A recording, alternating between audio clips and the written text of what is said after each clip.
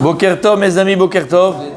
Alors on va continuer le Pelei Yoetz. C'est un cours extraordinaire hier qui a été très important.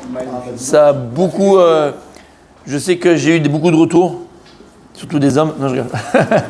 Beaucoup de retours, surtout des femmes.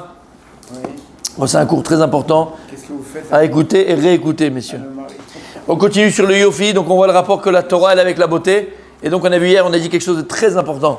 Lorsque Shlomo Melech nous dit Yofi Shairat Hashem Ititalal, le mensonge du reine de la grâce, la futilité de la beauté, une femme qui craint le ciel, elle est louable. On avait dit, pas comme les gens pensent, que finalement, bah, alors, voilà, ce qu'on cherche. Alors l'essentiel, c'est pas que les gens pensent que voilà, il faut une femme qui est Rat Shamaim, la beauté c'est pas important, pas du tout. On avait dit que si la première chose que tu vas chercher, que tu dois trouver chez une femme, c'est les Rat Shamaim, et une femme qui est belle, qui n'a pas les Rat Shamaim, qui n'a pas la crainte du ciel, eh ben, ça ne vaut pas grand chose. Et quand elle peut être belle, mais si elle n'a pas la crainte du ciel, ça ne vaut pas grand chose. Mais si tu as une femme qui est belle et en plus elle a la crainte du ciel, c'est extraordinaire. Rappelez-vous ce qu'on a dit hier, très important. Et donc il continue ici le Rav, et donc on va parler encore de la beauté. Il y a une Gemara dans Masechet Baba Metzia, Pedalet Amud Aleph. Et la Gemara dit comme ça, hein, Rabbi Yochanan, Shaya Yoshev et Sharet Vila. On voit que Rabbi Yochanan, il était assis à la porte du mikvé. Le mikvé, c'est l'endroit où les femmes vont se tremper après la période de menstruation pour être permises à leur mari, pour se purifier. Et donc il y a écrit là-bas dans la Gemara que Rabbi Yochanan, il avait l'habitude de s'asseoir et de se trouver à la porte du mikvé. Ne le fais pas, mon Rabbi Aaron. Toi, on appelle les flics. Tu vois ce que je veux dire? Toi, on appellera les flics. Ok? Avec tes petits yeux là de sadique. Ok? Toi, on appellera les flics. Par contre, Rabbi Yochanan, comment c'est possible? Comment c'est possible que Rabbi Yochanan, il allait à la porte? Il se mettait à la porte du mikvé. Et la Gemara, il a fait de dire Kierid leave bnei shapire kavate. Parce que Rabbi Yochanan était très beau. Pas beau. Tous les traits que j'ai dit, c'est rien à côté de la beauté qu'il avait. Et d'ailleurs, vous connaissez tous l'histoire avec sa chavruta, qui est devenu son beau-frère, Resh Lakish. Lorsque Resh Lakish, c'est le Resh, c'est la tête, Lakish des brigands. Resh Lakish, il a gardé ce nom-là, c'était le patron des brigands, le chef de la mafia, le patron des magouilleurs. Ok, Resh Lakish. L'El Capone des barbus. Non, il n'est pas barbu. Non, l'El Capone. Pas du tout. C'était un brigand. Et lorsqu'il était sur le chemin, sur la route, Rabbi Yochanan est parti à côté d'un fleuve, une rivière, pour se tremper au mikvé. Et il a vu de loin, comme ça, il a cru que c'était une femme.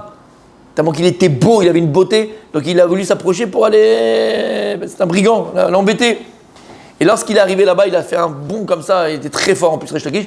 Ouais, il a vu que c'était un rabbin, quoi, entre guillemets, d'accord? Et Rabbi Yochanan, il a vu la force qu'il avait. Il avait fait un bond comme ça de 20 mètres. 20 mètres. Il aurait pu faire les Jeux Olympiques. Quand il a vu la force qu'il avait, il a dit, mon fils, qu'est-ce que tu fais dans la vie? L'autre, il a dit, je suis brigand, je suis le chef de la mafia.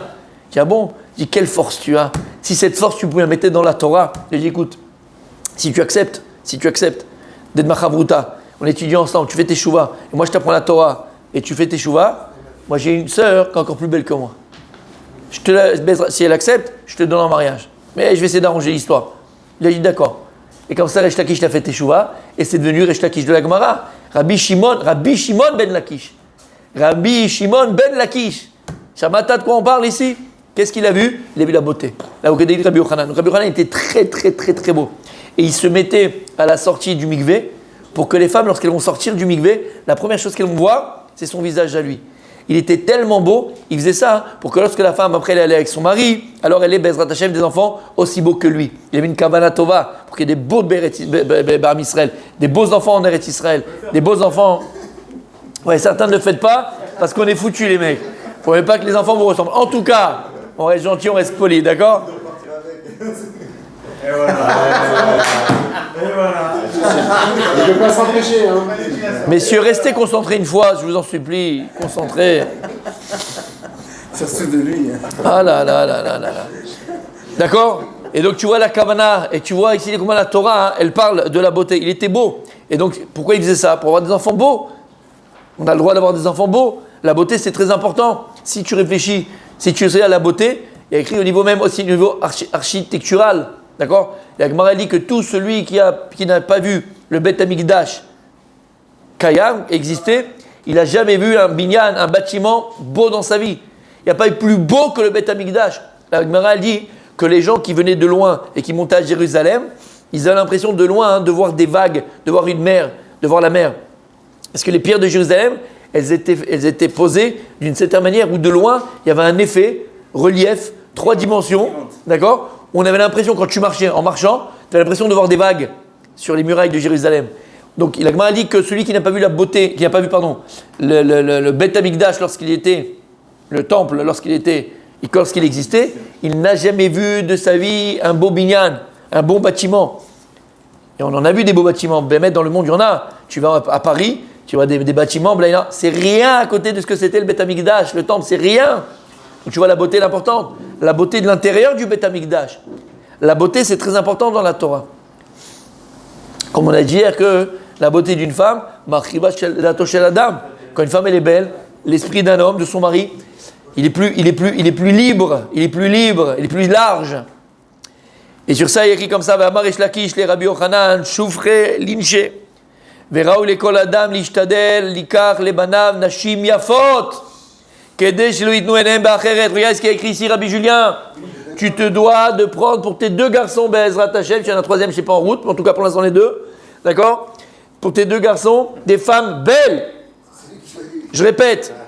Veraou le Kol Adam, Lishtadel, Likach, les Banav, Nashim Yafot, Kedesh lo yitnu enem ba'acheret. Tu te dois de proposer à tes fils des jeunes filles qui sont belles. Et c'est quoi? Pourquoi? La première raison la plus importante, pour ne pas que Chazécham soit après amené à regarder ailleurs. D'accord? Ailleurs. Alors attention, bien sûr que la beauté, elle est très relative. Parce que pour certains, ils vont trouver cette fille très très beau.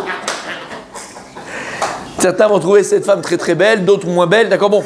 Mais là on parle de Yofi, d'accord? On parle de Yofi général.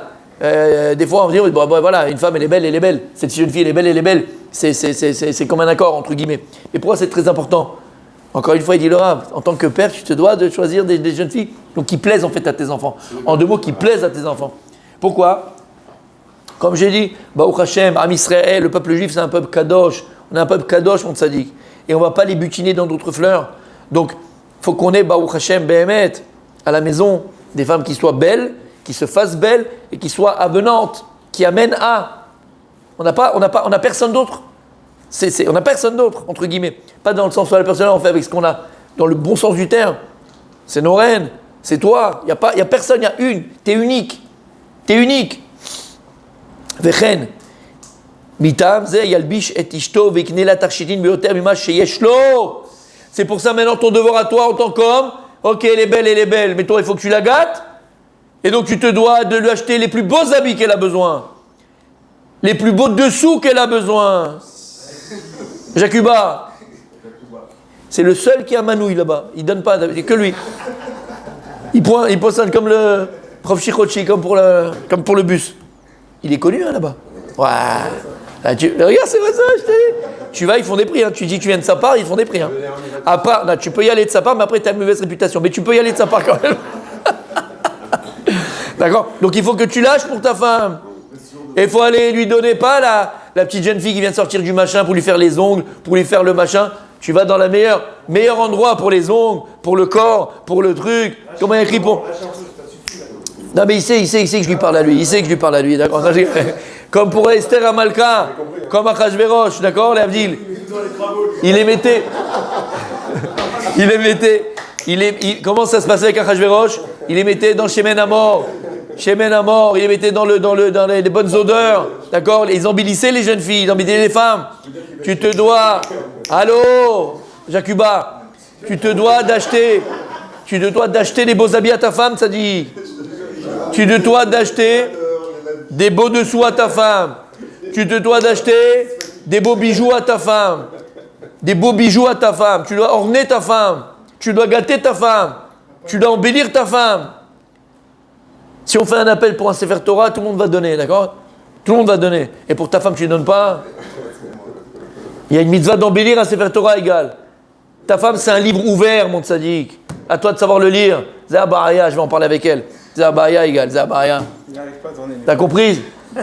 T'es là, le clav, tu l'embrasses, le Sefer Torah, tu te lèves. Lama, ta femme, tu te lèves pas. Tu l'embrasses pas.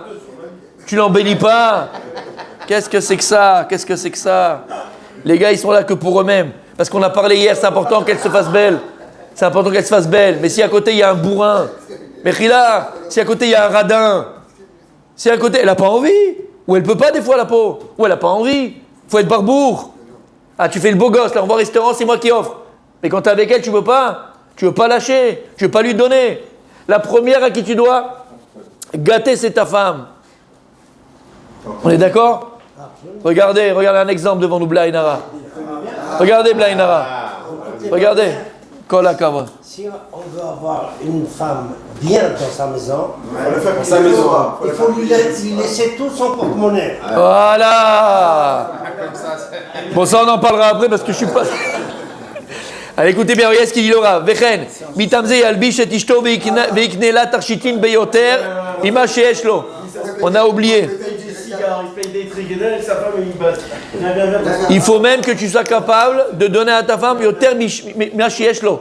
Plus que tes moyens. Si je peux pas, c'est compliqué. Plus que tu as. Emprunte si tu veux. Va. Pourquoi? Ça, c'est du 100% en retour. Si tu donnes la beauté à ta femme, tu gâtes ta femme, tu fais plaisir à ta femme, il y a le shalom à la maison, on a fait le cours la fois dernière, qu'est-ce qu'il y a? Tu as la bracha. Si tu as le shalom à la maison, tu as la bracha à la maison. Donc c'est toi qui gagnes en premier, mon tzaddik. Il y a un retour pour les hommes aussi. Attends, velo iten enav be'acheret. Et tout ça, ça te permettra aussi, mon tzaddik, de te protéger et de ne pas aller, chazé shalom, aller voir ailleurs, quelque chose qui est très très grave. Tu dis, ouais, ça ne nous parle pas, bien sûr que ça nous parle. Bien sûr que ça nous parle. C'est quoi le plus grand danger? Quelqu'un qui ne connaît pas le danger. Ça s'appelle un kamikaze. T'as un kamikaze, toi, dans les... Non, mais moi, ça ne m'arrivera jamais. Non, mais t'inquiète pas, c'est bon. Ça... Quoi? T'es pas un homme, tu t'es un homme. Même une femme, hein, c'est pareil. Hein. C'est 50-50. Il n'y a pas des hommes qui trompent plus que la femme et la femme qui trompe plus que le mari. C'est du 50-50. T'entends ce que je te dis? C'est du 50-50. Bezrat Hashem, je l'espère. Mais en tout cas, mon tzaddik, c'est du 50-50. Ah, je t'assure que oui. Aujourd'hui, hein, c'est du 50-50. Mais bon, ouais, c'est du 50-50. Mais bon, l'homme, on ne va pas rentrer dans les détails, dans les machins. D'accord? Elle est là. Elle est unique. Si ta femme, elle est belle, si tu es épanoui, et je répéterai ce que j'ai dit hier, si sexuellement on est épanoui, Bezrat Hashem, normalement, on n'a pas besoin d'aller voir ailleurs. Les petits coups ailleurs. D'accord? Très souvent, c'est parce que ça marche pas, ça va pas, on n'arrive pas, parce qu'il n'y a pas de truc, il n'y a pas de goût, il n'y a pas de machin, on n'est plus ensemble, on se parle plus, on ne fait plus de câlins, on s'embrasse plus, on ne se fait plus. Tout est technique. On est mariés techniquement. C'est technique. On vient en colocation, je fais ça, tu fais ça, je vais chercher les enfants, je vais chercher le machin, je vais acheter ça, je vais acheter ça. Mais où il est l'amour? Où il est le vrai? Où il est le partage? Où il est le don? Où il est ce qu'il dit le Maharal de Prague, qui ramène le Rav Dessler? C'est quoi la hava? C'est quoi l'amour? Shaviut Aretsonot. L'égalité des volontés. Mais la volonté, c'est ce qu'on est. C'est qu'on veut ensemble, on construit ensemble, on avance ensemble, on se bat ensemble. On se bat pour la parnassa ensemble, on se bat pour la santé ensemble, on se bat pour les enfants ensemble, on se bat pour notre couple ensemble. C'est ça l'amour. Shaviut Aretsonot. On veut la même chose, entre guillemets, on veut la même chose. C'est très très... On a compris ce que ça veut dire. On est dans le même kimoun, on est dans la même direction. Parfois, un, il va de ce côté, l'autre, elle va de ce côté-là. Comment tu veux que ça marche? Comment tu veux que ça aille? Et comme je vous ai dit hier, comme on est en plein dedans, d'accord? Les relations sexuelles, ça fait partie c'est le ciment du couple. Si à ce niveau-là, ça marche, si à ce niveau-là, on est en fusion, si à ce niveau-là, c'est le feu d'artifice, si à ce niveau-là, Bémet, on est un, Baruch Hashem, on peut se battre, Igal, on peut se battre. Écoute bien, reviens. Vechen. Messieurs, très important. Mesdames, très important. Écoute bien. Vechen, écoutez comme c'est beau. Et vous savez que c'est le Peleyoetz, hein? Bon, la sauce tunisienne, mais c'est quand même le Peleyoetz. Vechen, Chiouva Ramia Laisha, Shetitkatesh le Bala Biota Levada Imo Babait Yoter Mikshi Yotzet Akutsa El Ain. Comme j'ai dit. Et là, il incombe à la femme l'obligation de se faire belle. Et pas seulement de se faire belle, de se faire attirante pour son mari lorsqu'elle est à la maison. Et pas lorsqu'elle sort dehors, comme j'ai dit.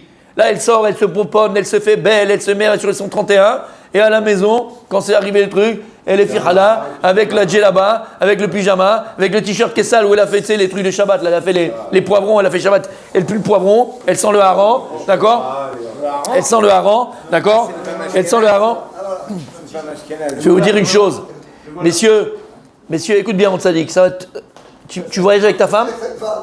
Non, c'est pas pour toi. C'est pas pour toi. Écoutez bien ce que je veux dire. Je vais raconter une petite anecdote. Je peux raconter, Rabbi Julia, une petite anecdote que je t'ai racontée une fois? C'est sur toi. Non, pas celle-là. Tu peux. C'est ça, j'hésite. Non, il sait. J'hésite. Allez, je peux? Je peux? Vas-y. C'est de quoi je parle. Bien sûr qu'il sait de quoi je parle. Bon, petite anecdote. Alors, comme vous savez, comment? Ouais, non, mais ça me concerne pas, Yann, c'est toi, je parle de toi. Non, je rigole. Comme vous savez, c'est enregistré, bien sûr, c'est enregistré. Bon, au Hachem, c'est enregistré. Comme vous savez que normalement, avant le mariage, une jeune fille et un jeune homme, futur Khatan et Kala, ils ont préparation au mariage. Préparation, c'est la halachot, Tarata Mishpacha, la pureté familiale. Et dans les halachot qu'on apprend, alors on va apprendre c'est quoi une nida, quand est-ce qu'il y a une nida, et la femme elle va apprendre comment compter, comment faire les bdikot, les dates aussi, les honot, il y a des honot, combien d'accord elle doit se séparer de son mari, quand ça doit arriver, quand ça ne doit pas arriver, quel mari, montrer au rave s'il y a un problème, bon bref, tout c'est, d'accord. Et il y a tout un passage sur la relation intime, d'accord, au niveau de ce qui est permis de faire, ce qui est déconseillé de faire, ce qu'on pourrait ne pas faire, ce qu'on pourrait refaire, ce qu'on pourrait, d'accord. Et tout ça est dans les détails. Maintenant, le problème, et j'ai bien le problème, au Hachem aujourd'hui, on va dire que c'est plus les cours qui sont donnés, c'est pas les cours comme il y a 30 ans ou il y a 25 ans, quand nous on arrivait, on était brebis galeuses, d'accord? C'est pas du tout pareil. Au Hachem aujourd'hui, il y a quand même une nouvelle, une prise de conscience du monde dans lequel on vit, et les cours qui sont donnés, vraiment, ça ne veut pas dire qu'avant c'était pas de qualité, c'est que c'était une génération d'avant, qui fait que le monde y change, mais des fois on n'arrive pas nous à changer dans la mentalité, dans la façon d'enseigner, c'est tout, d'accord? Parce que la halakha c'est la halakha, on ne peut pas la changer la halakha, mais la façon d'enseigner, la façon de le transmettre, la façon de faire, elle est quand même différente. Et on est dans un monde aujourd'hui où on connaît le monde dans lequel on vit. Et donc, petite anecdote comme je dis, au début du mariage, moi quand j'avais appris, ok, j'avais appris à l'ancienne, et à l'ancienne avec tout le respect que je vous dois, à l'ancienne. C'était à l'anglaise, quoi. Tu vois ce que je veux dire?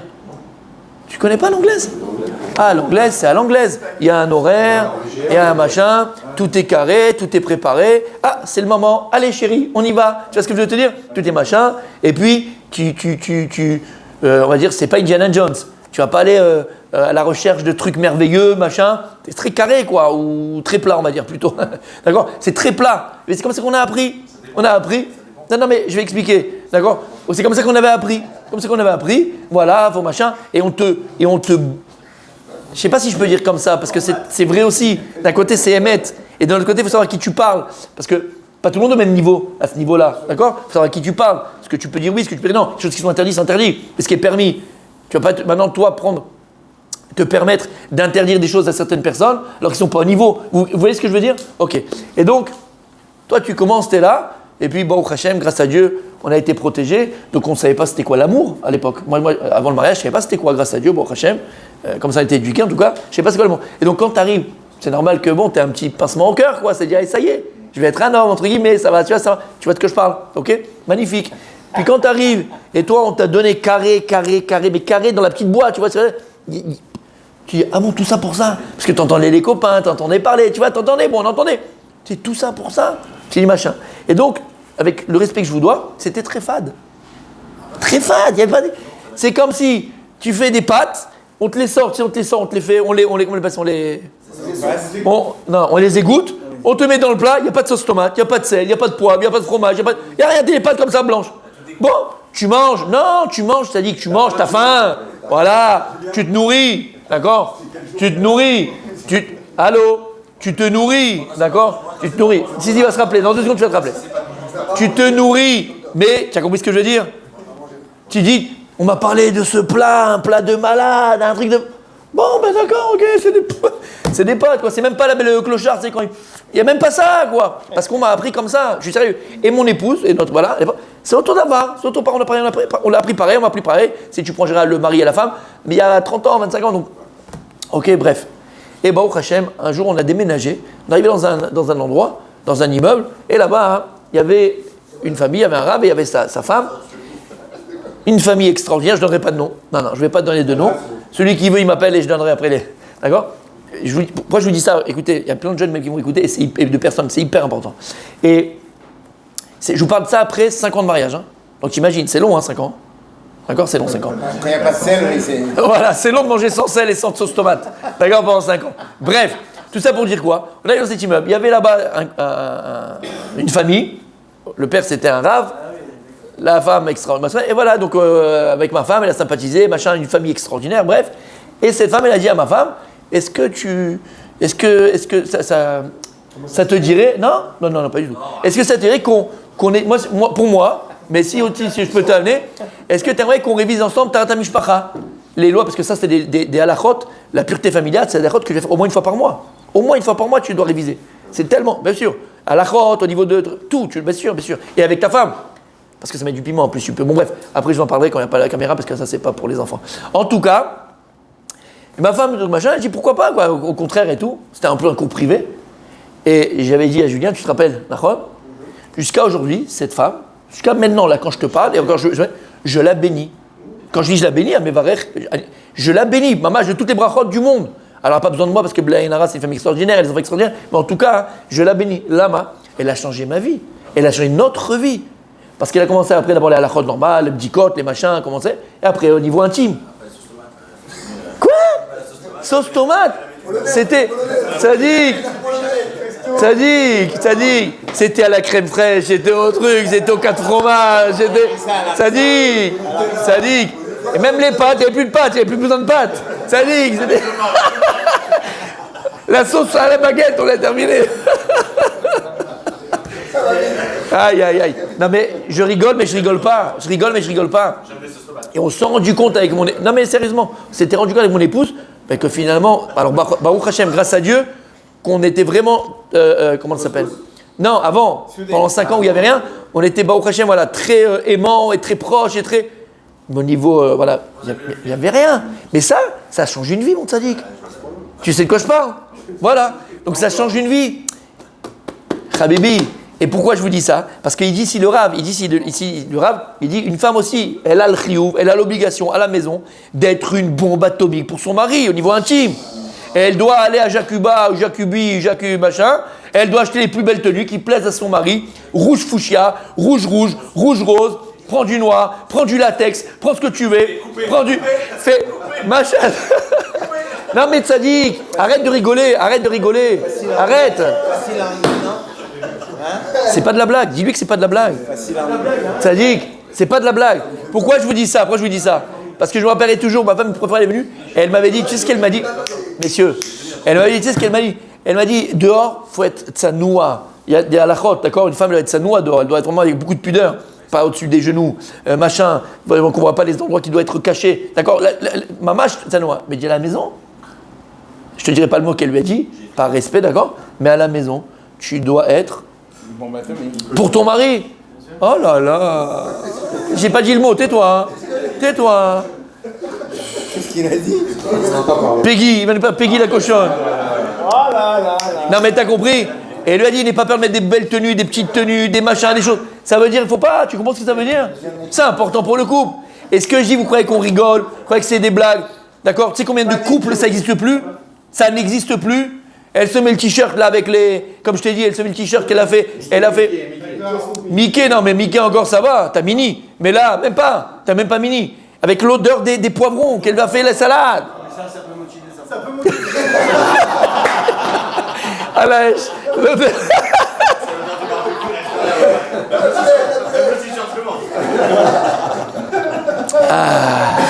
Elle a fait exprès, c'est une Tunisienne. Vous avez compris ce que j'ai dit, messieurs? Mesdames, elles ont compris ce que j'ai dit? D'accord? C'est parti du piment, c'est parti de la vie intime du couple, c'est hyper important. Et la Torah, elle n'a jamais interdit ces choses-là, bien au contraire. Après, il y a des dargot, attention, il y a des niveaux de Gdusha, de Tara, tout ce que tu veux. Mais au niveau intime, on l'a vu, on l'avait fait quand on faisait des cours du mardi, d'accord? Les conseils que donnait Rav Frisda à ses filles. Les conseils, tu dis, mais il ne parle pas comme ça à ses filles. Oui, parce qu'il n'y a pas de... Tu sais, il n'y a pas de honte. Ça fait partie de la Avodat Hashem.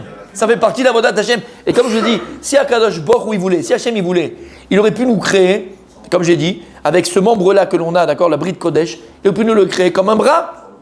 Et comme j'ai dit, quand tu mets tes tefilines sur ton bras, oui, bon, d'accord, pour certains, ok, j'ai compris, il va me faire son kick, d'accord. Et quand tu mets les tefilines, Denis, calme-toi. Quand tu mets les tefilines sur le bras, ça te fait pas quelque chose de spécial ou physique. Il aurait pu nous créer pareil. On a une mitzvah de réjouir notre femme, de faire des enfants. Tu sens rien, mais il a fait quelque chose d'extraordinaire. Où tu as une sensation, c'est le plus grand plaisir qu'on peut avoir. Et si tu partages ce plaisir et tu le donnes dans la gdusha, dans la tahara, dans la sainteté avec ta femme, Behemet, tu arrives au plus haut niveau d'Avodat Hashem. Au plus haut niveau d'Avodat Hashem. Et donc, encore une fois, mesdames, faites-vous belles pour vos maris, même au niveau intime. Surtout. Bifne balat iskasher kasher tuchal yoter. Le plus possible, il dit le Rav. Comme tu peux, ma fille, fais-toi plaisir et fais-lui plaisir. Comme tu peux. Kedesh etimtsachen ben baala. Pour que ton mari te trouve belle. Il a envie de toi, qu'il te désire. Qu'il te désire. Fais-toi désirer par ton mari. Maquille-toi, fais-toi belle. Mets-toi belle. Avec ton mari, pas dehors, avec ton mari. Et lo itener bacheret. Il regardera que toi, il parlera que de toi, il t'envoie des messages au milieu de la journée. Et il parle que de toi, il est amoureux. Pareil, le mari. Pareil, le mari. Fais attention à sa personne. Il faut être propre, il faut être beau. Si elle aime pas que tu as la barbe trop longue, la barbe plus courte. Si tu as la coupe de cheveux comme ci, coupe de cheveux comme ça. Si elle aime ces dessous-là, même ces dessous-là. Si elle aime cette façon-là. Fais-lui plaisir à ta femme. Elle aussi, elle a besoin. Elle aussi, elle veut. Et encore plus dans notre génération dans laquelle on est. Encore plus dans cette génération où il y a émancipation de la femme, elle a besoin. Et tout est jetable. Umagam she'advarim atikim veromzim verosim roshem beromo shel olam. Tu comprends ce qu'il dit ici, le Rav? Regarde, je dis. Umagam she'advarim atikim veromzim verosim roshem beromo shel olam. Ce que j'ai dit, Zavodat Hashem. Quand dans le couple, au niveau de la relation intime, c'est comme ça. Ça fait des merveilles dans les cieux. Ça fait des merveilles dans les cieux. Tu comprends ce qu'il dit le Rav ici? Mais comme Bina les cachet et Ashrina. Parce que la femme, c'est quoi au niveau de la Kabbalah? C'est quoi la femme? Yud ke vav ke. Yud, c'est la Chorma, c'est le Zachar, c'est Yaakov. Le He, alors le Yud, c'est la Chorma, c'est l'intelligence, c'est Yaakov. Avinu, c'est Abba, c'est le père, c'est le masculin. Yud ke, le He, c'est Bina. Bina, c'est l'intelligence interne des choses. Bina, c'est qui? C'est le féminin, c'est Rachel Imenu, c'est le féminin. Donc quand maintenant, t'es Mekachet, la Bina, la Kabbalah, lorsque la femme ici sur terre, elle se fait belle, Mekachet et Tatzma, et elle fait quoi? Elle fait Ichud Mamash, véritable Ichud, véritable union avec la Chochma, qui est Abba, c'est ça la Kavanah, et qui est Chochma, qui est le masculin.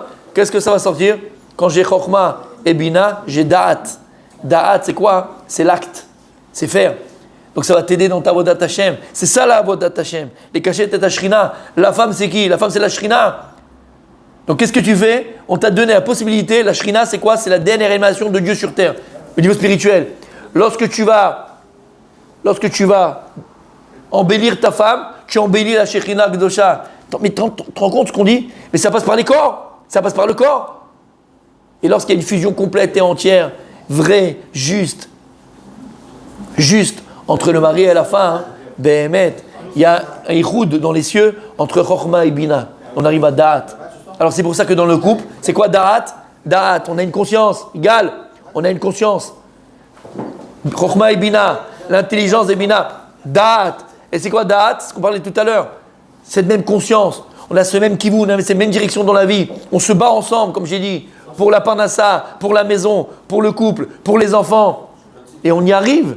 Baruch Hashem. Lama, parce qu'on est ensemble. Continue demain, Bezrat Hashem.